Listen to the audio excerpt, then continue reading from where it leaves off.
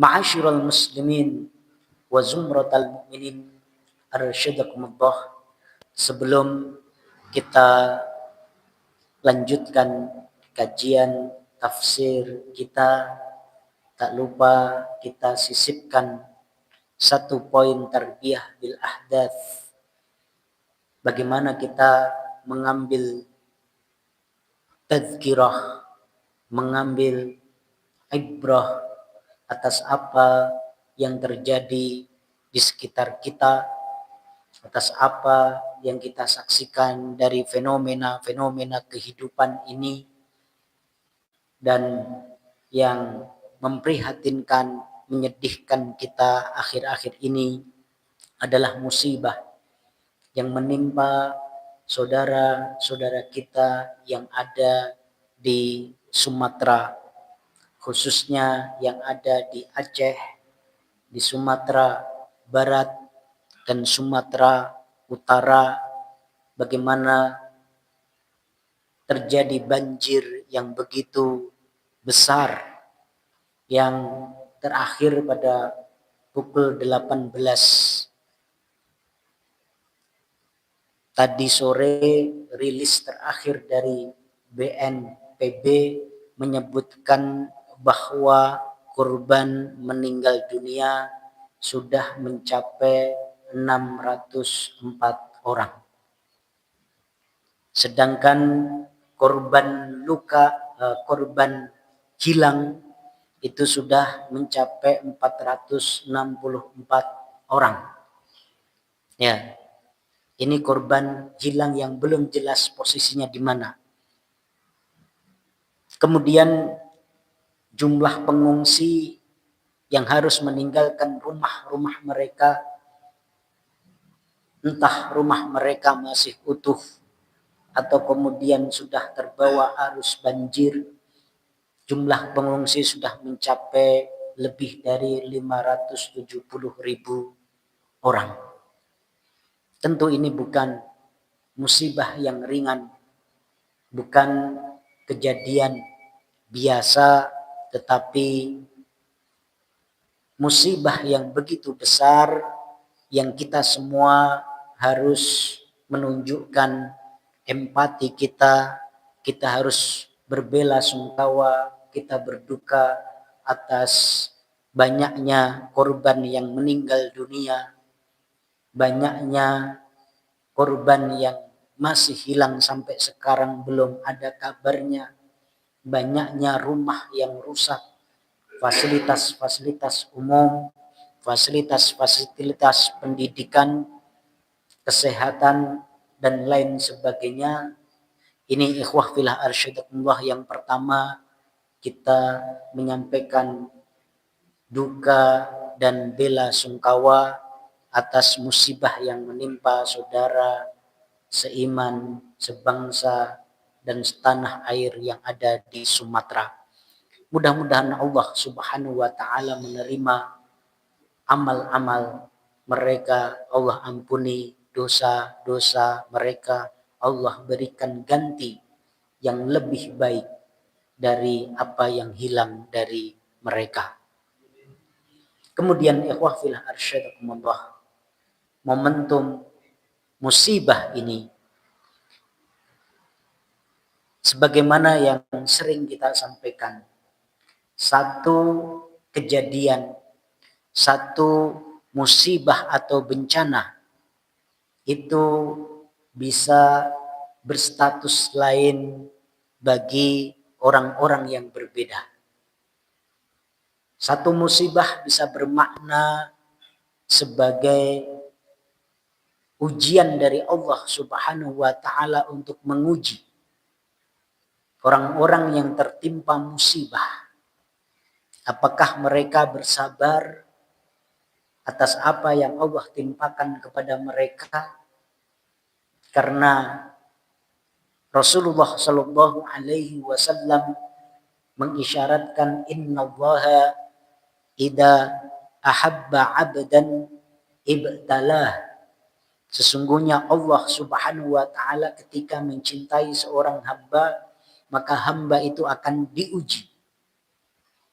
Maka kita doakan. Mudah-mudahan saudara-saudara kita yang terdampak dari musibah itu Allah berikan kesabaran, Allah berikan keistiqomahan untuk tetap beribadah, taat kepada Allah Subhanahu wa taala, yang insya Allah musibah yang menimpa itu akan semakin meninggikan derajat mereka di mata Allah Subhanahu wa taala dan menjadi penghapus dosa-dosa sekaligus menambahkan pahala untuk mereka. Di sisi yang lain, musibah yang sama bisa bermakna ujian bagi kita yang tidak tertimpa musibah. Apakah kita peduli dengan mereka? Apakah tergerak hati kita untuk membantu mereka atau tidak? Apakah kita mewujudkan kepedulian itu dengan doa dan bantuan dana atau tidak? Ini juga adalah ujian bagi kita yang tidak tertimpa musibah. Dan Rasulullah Shallallahu Alaihi Wasallam mengingatkan kita, "Man lam yahdam bi amril muslimin falaysa minhum." Barang siapa yang tidak peduli dengan urusan kaum muslimin, termasuk saudara-saudara kaum muslimin yang sedang tertimpa musibah, falaysa minhum, maka ia bukan dari golongan mereka. Rasulullah Shallallahu Alaihi Wasallam juga mengingatkan kita, wallahu fi aunil abdi madamal abdu fi auni akhi. Allah akan senantiasa masih tetap menolong seorang hamba selagi hamba tersebut mau menolong saudaranya. Maka marilah kita yang diuji oleh Allah Subhanahu wa taala menyaksikan apa yang menimpa mereka, dan saat ini Allah berikan kelonggaran, kesehatan, keselamatan, kenyamanan hidup. Kita mudah-mudahan lulus ujian dengan peduli kepada mereka. Wujudkan kepedulian itu dengan doa-doa kita, dengan dakwah kita, dengan dana-dana yang kita sumbangkan. Kemudian ikhwah fillah arsyadakumullah, di satu sisi musibah juga harus bisa menjadi tadzkirah. Karena musibah juga bisa bermakna azab dari Allah Subhanahu wa taala. Musibah bisa merupakan warning, peringatan dari Allah Subhanahu wa taala kepada orang-orang yang lalai, kepada orang-orang yang melakukan kerusakan.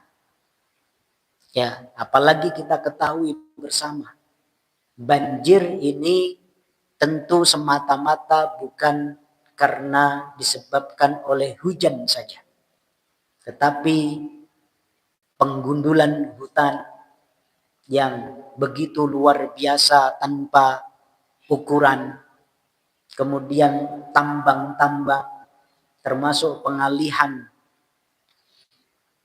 hutan untuk tanaman sawit yang tidak mempertimbangkan AMDAL, analisa mengenai dampak lingkungan, ya ini menjadi sebab. Tentu ini menjadi sebab, dan ini harus menjadi tadzkirah, pelajaran bagi kita semua, baik kita sebagai masyarakat, apalagi pemerintah atau pihak-pihak yang menentukan atau memutuskan atau mempunyai otoritas, mempunyai kebijakan. Ini ikhwah fillah arsyadakumullah. Tentu kita tidak anti tambang. Tentu kita tidak anti penanaman tanaman sawit atau pengolahan atau pemanfaatan lahan. Ya, tapi tetap harus mempertimbangkan secara ekologi, Bagaimana semua itu jangan sampai merusak alam secara besar-besaran. Jangan sampai kemudian apa yang dilakukan itu tidak memperhatikan dampak-dampak terhadap lingkungan. Ya. Dan ini sudah diperingatkan oleh para aktivis-aktivis seperti dari Greenpeace, aktivis-aktivis yang peduli terhadap lingkungan. Tapi apa yang mereka sampaikan itu tidak dihiraukan, diabaikan begitu saja. Bahkan kemudian orang-orang yang peduli dengan lingkungan, yang teriak-teriak mengingatkan tentang hal itu, dituduh sebagai Wahabi lingkungan. Jadi ini istilah baru ya. Wahabi bukan hanya dari sisi akidah dan ibadah, tapi juga ada yang disebut Wahabi lingkungan. Ya, sekarang kita tanya, kemarin yang bilang Wahabi lingkungan, komentarnya apa sekarang? Setelah melihat apa yang terjadi. Ya, setelah melihat banjir yang begitu besar terjadi di Sumatera. Ini ikhwah fillah arsyadakumullah. Ya. Enggak apa-apa. Orang-orang yang peduli, yang terus menyuarakan untuk tidak berbuat kerusakan di muka bumi, kalau dituduh sebagai Wahabi lingkungan, biarin. Ya, daripada menjadi monster-monster lingkungan. Daripada menjadi koruptor-koruptor lingkungan. Ini ikhwah fillah arsyadakumullah, karena apa? Kita di muka bumi ini diperintahkan oleh Allah Subhanahu wa taala adalah untuk menjadi khalifah. Allah menegaskan hal itu, inni ja'ilun fil ardi khalifah. Aku Allah Subhanahu wa taala menjadikan manusia di muka bumi ini sebagai khalifah. Meskipun memang dulu sempat dipertanyakan oleh malaikat. Ya. Apakah engkau wahai Allah akan menjadikan khalifah makhluk yang apa? Ya, menumpahkan darah dan membuat kerusakan. Nah, ini jangan sampai kemudian apa yang dikhawatirkan oleh malaikat itu terwujud betul. Seharusnya sebaliknya, kita sebagai manusia membuktikan bahwasanya kita dengan akal kita, dengan keimanan kita, kita jaga betul bumi kita ini. Ini ikhwah fillah arsyadakumullah. Islam begitu kuat mendorong ya untuk menjaga lingkungan, menjaga alam, mencintai bukan hanya sesama manusia tetapi juga kepada hewan-hewan, kepada tumbuh-tumbuhan. Ya, tidak ada agama manapun yang punya syariat yang begitu peduli dengan lingkungan seperti syariat Islam.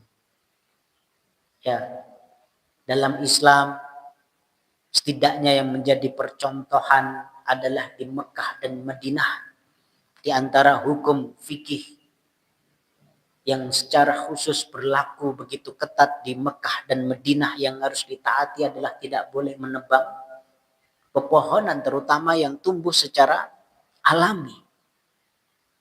Tidak boleh berburu binatang. Ya. Dalam peperangan, dalam jihad, kita nggak boleh menebang pepohonan tanpa ada kebutuhan. Nggak boleh menyerang sebuah negeri dengan membumi hanguskan. Dan Allah Subhanahu wa taala menegaskan wala tufsidu fil ardi ba'da islahiha. Iya.